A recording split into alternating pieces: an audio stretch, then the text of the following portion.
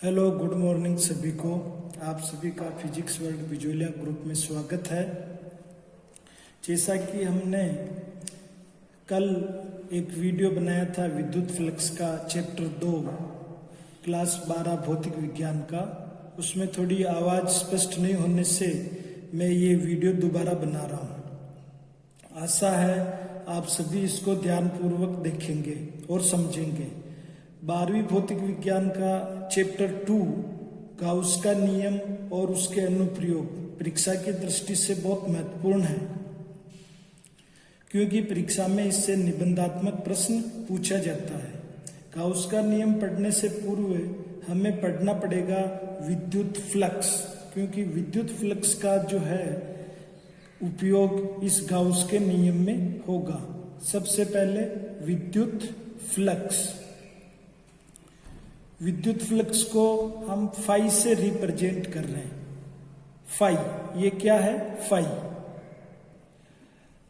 बहुत सी बुक्स में phi E लिखा हुआ है। इस ई का मतलब है इलेक्ट्रिक फ्लक्स, यानी कि विद्युत फ्लक्स। तो हमारी बुक में फाई दिया हुआ, तो अपन इसको फाई काम में लेंगे। विद्युत फ्लक्स को समझने के लिए हमें विद्युत क्षेत्र रेखाएं बनानी है। ये विद्युत क्षेत्र रेखाएं अपन ने इस प्रकार से हम बताते हैं विद्युत क्षेत्र रेखाओं को, और इन विद्युत क्षेत्र रेखाओं के लंबवत हमें एक पृष्ठ लेना है। यहाँ पर आप ध्यान देंगे कि जो हमारे पास पृष्ठ होगा, यानी कि क्षेत्रफल आएगा उसका, और इस क्षेत्रफल को हम सदिश मानेंगे, सदिश क्षेत्रफल। ये आप ध्यान रखेंगे, क्षेत्रफल सदिश होगा। और इस पृष्ठ, माना कि ये हमारे पास ये पृष्ठ है और इसे हम क्षेत्रफल सदिश अगर लिख रहे हैं, तो इसकी जो दिशा होगी पृष्ठ के लंबवत बाहर की ओर, पृष्ठ के लंबवत बाहर की ओर।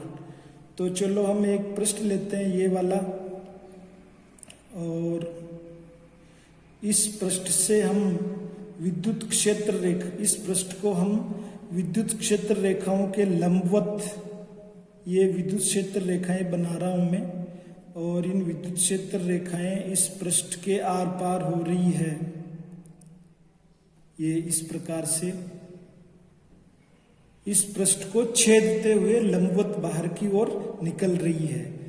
ये हमारा हो गया विद्युत क्षेत्र। ये हमारे पास हो गया एक पृष्ठ जिसको कि हमने लंबवत रखा है, और विद्युत क्षेत्र रेखाएं लंबवत इस पृष्ठ से पास हो रही है, गुजर रही है। तो इन विद्युत क्षेत्र रेखाओं की संख्या, विद्युत क्षेत्र रेखाओं की संख्या, यही कहलाता है विद्युत फ्लक्स। विद्युत क्षेत्र रेखाओं की संख्या को विद्युत फ्लक्स कहते हैं। यानी कि हमारे पास एक परिभाषा आ गई कि किसी भी पृष्ठ से, जिसको कि हमने विद्युत क्षेत्र रेखाओं के लंबवत रखा हुआ है, उस पृष्ठ से निर्गत या पारित होने वाली विद्युत क्षेत्र रेखाओं की संख्या को विद्युत फ्लक्स कहते हैं। विद्युत फ्लक्स को हम फाई से नोट करते हैं, और विद्युत फ्लक्स एक अदिश राशि है। विद्युत फ्लक्स एक अदिश राशि है। तो जो हमने अभी परिभाषा बोली है और जो हमने इस कागज पे समझा है, उसको हम देखते हैं कि कॉपी में कैसे लिखना है। ये आप देखेंगे विद्युत फ्लक्स चैप्टर 2 गाउस का नियम एवं इसके अनुप्रयोग। विद्युत फ्लक्स को हम सबसे पहले परिभाषित कर रहे हैं। परिभाषा होगी विद्युत क्षेत्र के लंबवत रखे एकांक पृष्ठीय क्षेत्रफल से गुजरने वाली विद्युत क्षेत्र रेखाओं, जिसको कि हम बहुत सी बार विद्युत बल रेखाएं भी कहते हैं, विद्युत क्षेत्र रेखाओं की संख्या विद्युत फ्लक्स कहलाती है। इसे फाई से प्रदर्शित करते हैं, और ये एक अदिश राशि है।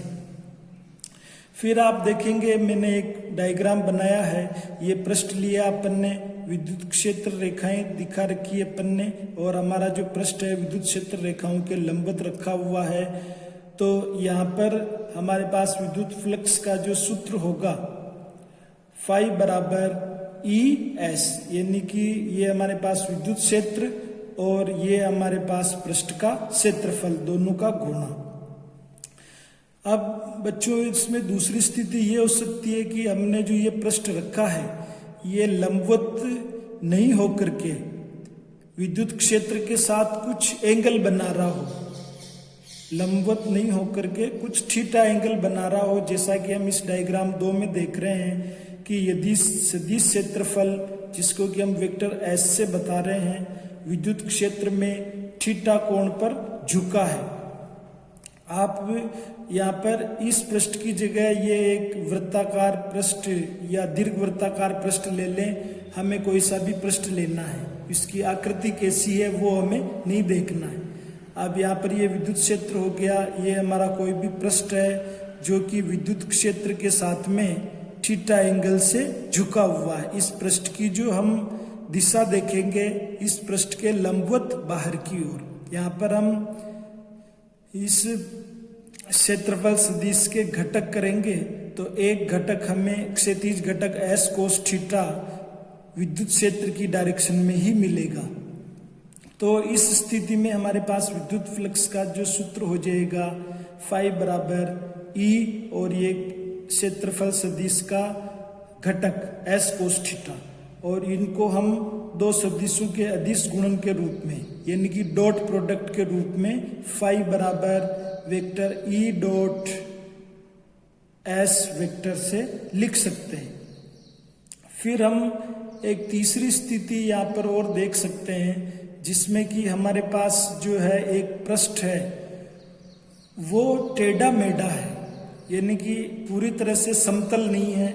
ऐसी स्थिति में हम एक इस पृष्ठ का एक अल्पांश लेंगे, उस क्षेत्रफल का अल्पांश लेंगे, उस क्षेत्रफल अल्पांश को हम ds से नोट कर रहे हैं क्योंकि पूरा पृष्ठ अगर s है तो इसका एक छोटा सा भाग होगा ds।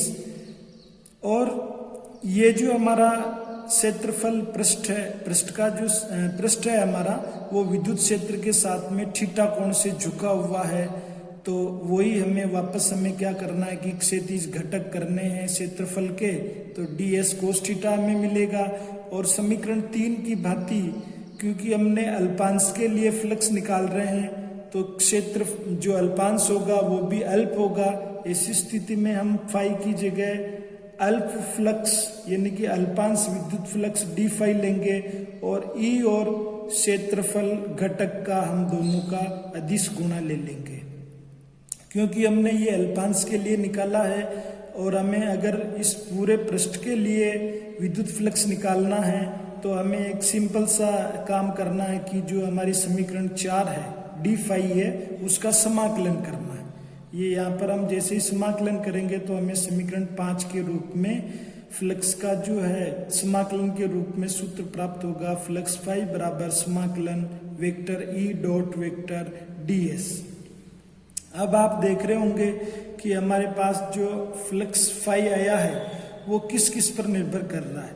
तो हम देखें कि इस फ्लक्स की निर्भरता एक तो विद्युत क्षेत्र पे है कि विद्युत क्षेत्र पे किस प्रकार से है वो मैं आपको एक यहाँ बताना चाह रहा हूँ कि जैसे ये हमने विद्युत क्षेत्र को विद्युत क्षेत्र रेखाओं से निरूपित किया है इस प्रकार से। अब हम विद्युत क्षेत्र को बढ़ाएं, इसके मान को हम बढ़ाएं, बढ़ाने का मतलब है कि क्षेत्र रेखाएं और उनकी संख्या बढ़ जाएगी। तो ऐसी स्थिति में क्या होगा कि हम कोई भी पृष्ठ यहाँ पर लेंगे तो उस पृष्ठ से गुजरने वाली विद्युत बल रेखाएं या विद्युत क्षेत्र रेखाओं की संख्या भी क्या हो जाएगी, बढ़ जाएगी। और इस कारण से जो हमारे पास फ्लक्स आएगा वो पहले की तुलना में ज्यादा आएगा। तो हम ये कह सकते हैं कि हमारा जो फ्लक्स फाई है वो विद्युत क्षेत्र के कम या ज्यादा होने पर फ्लक्स का मान भी कम या ज्यादा होगा। फ्लक्स की दूसरी निर्भरता अगर अपन देखें कि हमने जो क्षेत्रफल सदिश लिया है यानी कि जो कोई पृष्ठ लिया है उसके क्षेत्रफल को हम कम ज्यादा करें, जैसा हम इसी चित्र में देखें कि ये पृष्ठ मैंने इतना बड़ा लिया, पृष्ठीय क्षेत्रफल इसका बड़ा है तो इससे सभी विद्युत क्षेत्र रेखाएं गुजर रही है तो इनकी संख्या ज्यादा है। अब हम पृष्ठ को अगर छोटा कर दें, मान लो इतना सा रखें तो क्या होगा कि इधर की विद्युत क्षेत्र रेखाएं नहीं गुजरेगी, यानी कि संख्या में कमी आ जाएगी, विद्युत क्षेत्र रेखाओं की संख्या में कमी आ जाएगी, जिससे हमें फ्लक्स का मान भी कम प्राप्त होगा। यानी कि देखा जाए तो फ्लक्स का मान विद्युत क्षेत्र पर और पृष्ठ के क्षेत्रफल पर दोनों पर निर्भर कर रहा है, ई पर और इसके क्षेत्रफल, पृष्ठ के क्षेत्रफल पर। इसी प्रकार से फ्लक्स एक अन्य चीज पर भी, यानी कि वो किस पर, कि जो हमने ये पृष्ठ लिया है ये विद्युत क्षेत्र रेखाओं के साथ झुका हुआ, यानी कि कितने कोण से झुका हुआ, जिसको कि हम थीटा एंगल से रिप्रेजेंट कर रहे हैं, विद्युत क्षेत्र और क्षेत्रफल सदिश के बीच बनने वाले कोण पर। यानी कि आप यहाँ देख सकते हैं इसको कि यहाँ पर हमने ये थीटा एंगल लिया, तो विद्युत फ्लक्स जो है हमारा इस थीटा कोण पर भी निर्भर करेगा। विद्युत क्षेत्र और सदिश क्षेत्रफल दोनों के बीच में बनने वाला कोण, उस पर भी फ्लक्स का मान निर्भर करता है। तो ये लाइन मैंने लिखी है कि विद्युत फ्लक्स का मान सतह के क्षेत्रफल तथा विद्युत क्षेत्र के साथ साथ क्षेत्रफल सदिश तथा विद्युत क्षेत्र के मध्य बनने वाले कोण थीटा पर भी निर्भर करता है। तो आप ये जरूर ध्यान रखें कि फ्लक्स की परिभाषा क्या होती है और फ्लक्स किस किस पर निर्भर करता है। यानी कि हमने देखा अभी फ्लक्स है जो 3 चीजों पर निर्भर कर रहा है। इनको वीडियो को आप पॉज करके ये नोट्स आपकी नोटबुक में उतार लें और फिर हम इसके आगे का भाग देखेंगे। उतार लिया होगा आपने।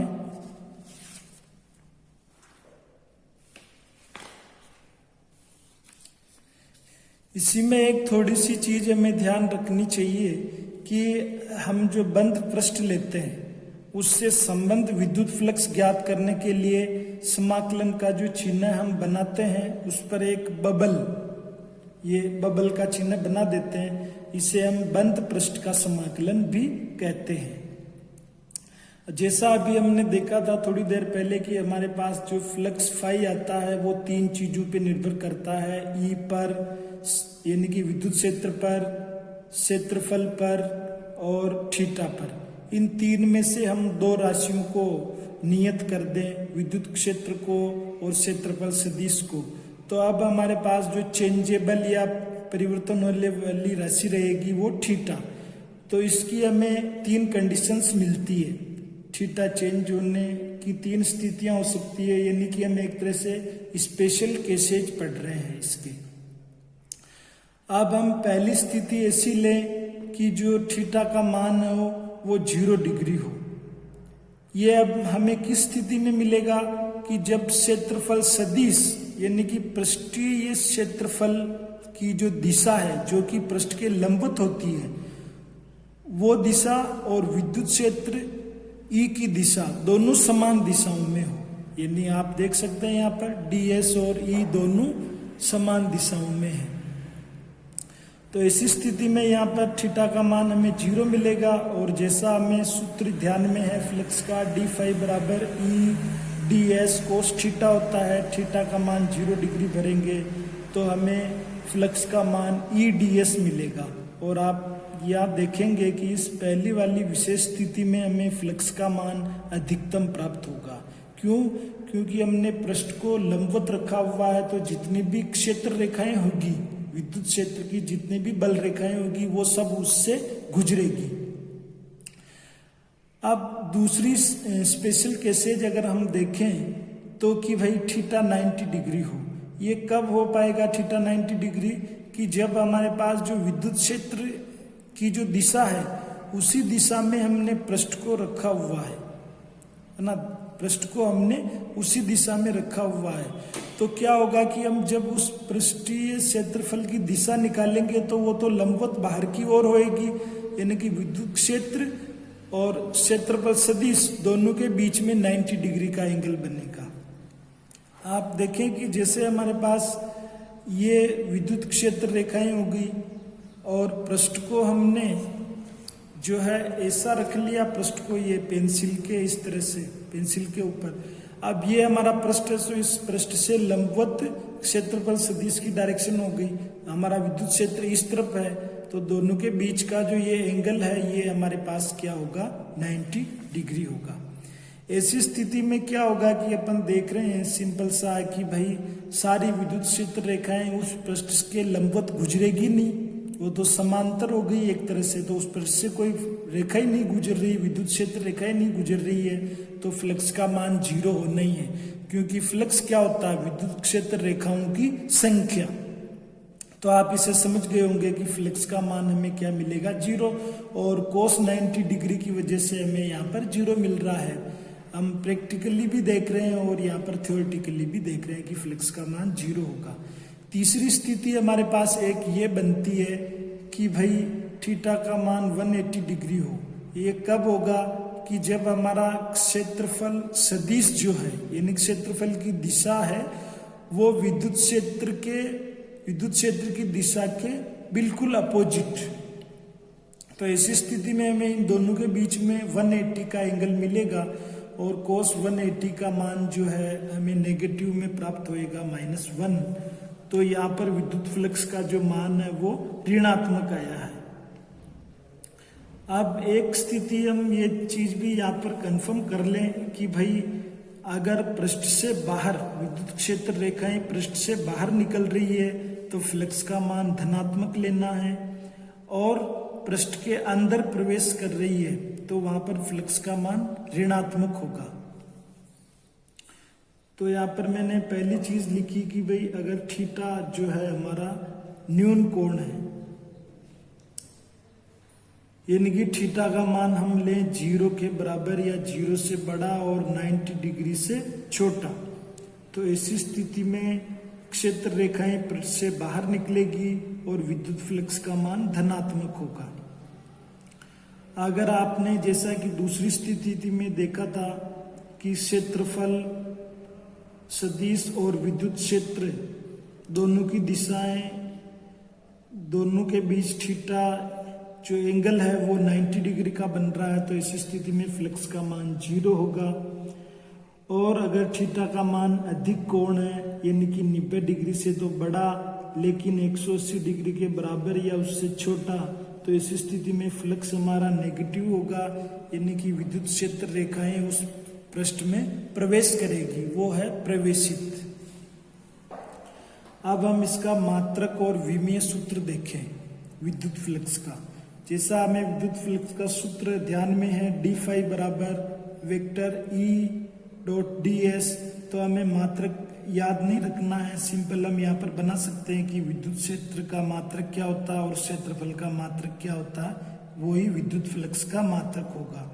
विद्युत क्षेत्र E, इसका मात्रक होगा न्यूटन प्रति कूलम। आप यहाँ से देख सकते हैं एक रिलेशन हमारे पास F बराबर QE होता है। यहाँ से आप E देखेंगे, यहाँ से आप E देखेंगे तो Q बटा F आ जाएगा। तो Q का मात्रक तो आप कूलम लेते हैं, बल का मात्रक न्यूटन लेंगे।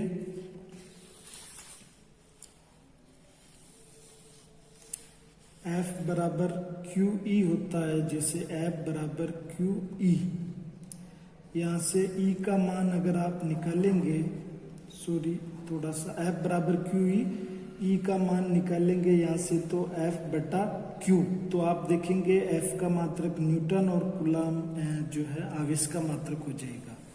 तो यही मैंने लिखा यहाँ पर न्यूटन प्रति कूलम, और क्षेत्रफल का मात्रक हो गया मीटर स्क्वायर।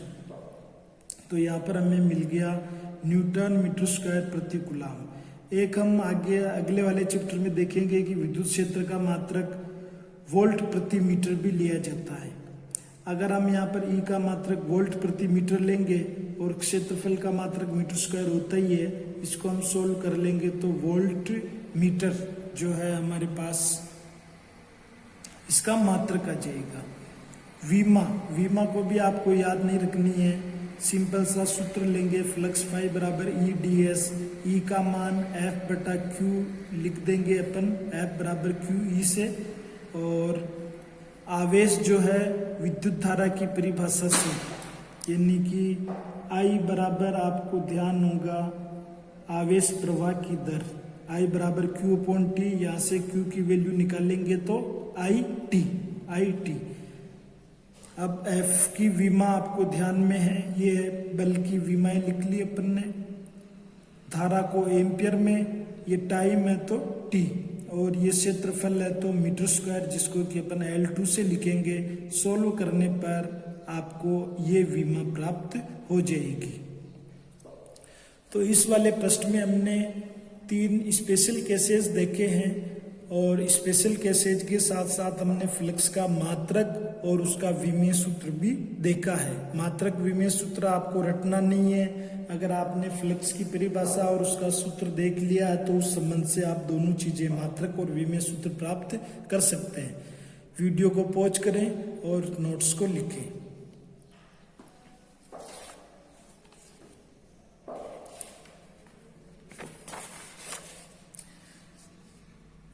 फ्लक्स वाले टॉपिक, विद्युत फ्लक्स वाले टॉपिक के आधार पर 2 उदाहरण अपनी पाठ्य पुस्तक में दिए हुए हैं। पहला उदाहरण हमारा है 2.1, हमें विद्युत क्षेत्र दिया गया है और क्षेत्रफल सदिश का मान भी दिया है। विद्युत फ्लक्स निकालना है तो इसको सदिश रूप वाले सूत्र को लिख लें, वेक्टर E.S। दोनों का अपन मान भरेंगे। जैसा सिंपल सा हमें ध्यान में है कि भाई डॉट प्रोडक्ट जो होता है सेम में तो 1 आ जाता है, लेकिन अपन आप I को J से कराएंगे या J को K से कराएंगे तो 0 मिलेगा। तो यहाँ पर हम देख रहे हैं कि यहाँ पर I और J का मल्टीप्लिकेशन तो 0 बन जाएगा, J और J का डॉट प्रोडक्ट 1 आ जाएगा।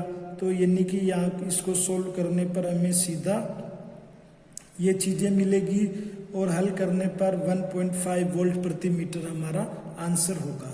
इसी प्रकार से जो ये दूसरा प्रश्न है, दूसरा उदाहरण है हमारा, उसको हम आगे हल करेंगे।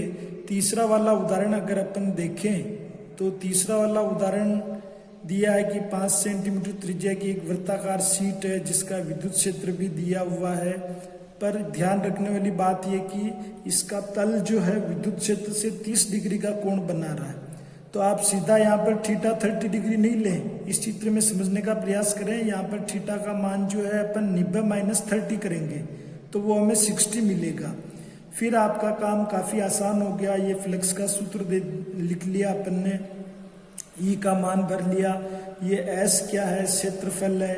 अब यहाँ पर क्योंकि वृत्ताकार शीट दी हुई है तो वृत्त का क्षेत्रफल πr² लिखा जाएगा, कोस 60 डिग्री आएगा। जैसे ही आप सोल्व करेंगे तो लास्ट में आप प्राप्त करेंगे 1.96 × 10⁻³ न्यूटन कूलाम प्रति मीटर स्क्वायर मात्रक सहित। आशा है वीडियो आपको पसंद आया होगा। ये इसको भी वीडियो को पॉज करें और इसके जो है सभी चीज़ें नोट करें।